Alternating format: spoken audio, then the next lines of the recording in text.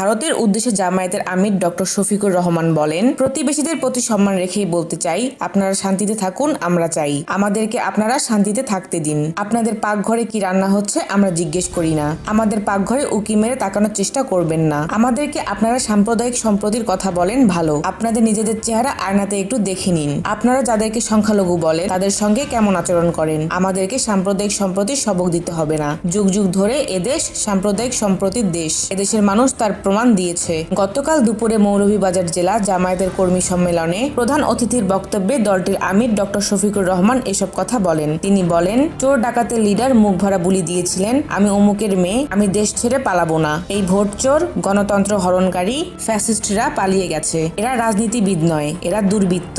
এদের প্রত্যেকটি অপকর্মের বিচার হবে। দেশের মালিকরা দেশে আছে আর ভাড়াটিয়ারা পালিয়ে গেছে। শফিকুর রহমান বলেন, 15.5 বছর একটি ফ্যাসিস্ট সরকার জাতির ঘাড়ে চেপে বসে জাতির সকল অধিকার কেড়ে নিয়েছিল, দেশকে কার্যত কবরস্থানে পরিণত করেছিল। 15.5 বছর তারা খুন ও গুমের রাজ্য কায়েম করেছিল। জামায়াতকে প্রথম টার্গেটে পরিণত করা হয়েছিল মন্তব্য করে শফিকুর রহমান বলেন, জামায়াতের শীর্ষ নেতারা ছিলেন দেশপ্রেমিক, যাদের সততায় দেশবাসী মুগ্ধ ছিল। সে সমস্ত নেতৃবৃন্দকে ঠান্ডা মাথায় মিথ্যা অভিযোগ এনে, সাজানো কোর্ট এবং পাতানো সাক্ষী দিয়ে ব্রাসেলস থেকে রায় এনে খুন করা হলো। কাউকে তিলে তিলে মৃত্যুর দিকে ঠেলে দেওয়া হলো। আমাদের শীর্ষ 11 নেতাকে খুন করলো। তারা কাউকে গুম খুন থেকে ছাড় দিল না। এরপর এক এক করে অন্যান্য দল, আলেম ওলামা, এমনকি সাংবাদিকরাও রেহাই পেলেন না। তিনি 24-এর দ্বিতীয় স্বাধীনতা যুদ্ধে নিহত শহীদদের স্মরণ করে বলেন, তারা বাংলা মায়ের গর্বিত সন্তান, যাদের কারণে আমরা ওই জালিমদের কবল থেকে মুক্তি পেয়েছি। তিনি ক্ষোভ প্রকাশ করে বলেন, প্রবাসী অধ্যুষিত মৌলভীবাজার জেলায় কোনো ভালো বিশ্ববিদ্যালয় নেই, মেডিকেল কলেজ, ইঞ্জিনিয়ারিং এবং কৃষি বিশ্ববিদ্যালয় নেই।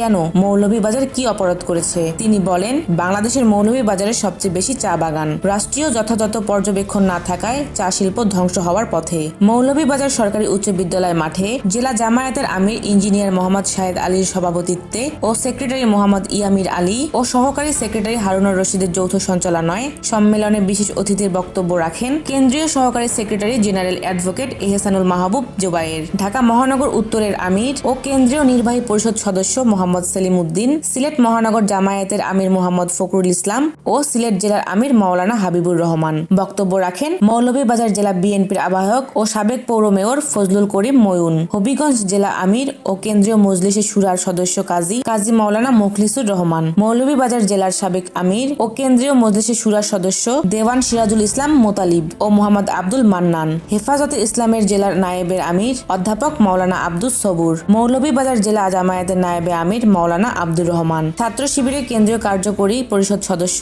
ও সিলেট মহানগর সভাপতি শরীফ মাহমুদ, ঢাকা মহানগর দক্ষিণের কর্ম পরিষদ সদস্য ও পল্টন থানা আমির শাহিন আহমেদ খান, জেলা কর্ম পরিষদ সদস্য মাওলানা আমিনুল ইসলাম, ছাত্র শিবিরের মৌলভীবাজার শহর শাখার সভাপতি তারেক আজিজ, ছাত্র শিবিরের মৌলভীবাজার জেলা সভাপতি হাফেজ আলম হুসাইন, বড়লেখা উপজেলার সাবেক আমির মোহাম্মদ কমর উদ্দিন, মৌলভীবাজার পৌর শাখার আমির ও জেলা কর্ম পরিষদ সদস্য হাফেজ মাওলানা তাজুল ইসলাম, জেলা কর্ম পরিষদ সদস্য ও মৌলভীবাজার জেলার সদর উপজেলা আমির মোহাম্মদ ফখরুল ইসলাম, বড়লেখা উপজেলার আমির মোহাম্মদ এমদাদুল ইসলাম, রাজনগর উপজেলার আমির আবু রাইয়ান শাহিন, কুলাউড়া উপজেলার আমির অধ্যাপক আব্দুল মুনতাজিম, জুরি উপজেলার আমির আব্দুল হাই হেলাল, শ্রীমঙ্গল উপজেলার আমির মাওলানা ইসমাইল হোসেন, কলমগঞ্জ উপজেলা আমির মোহাম্মদ মাসুক মিয়া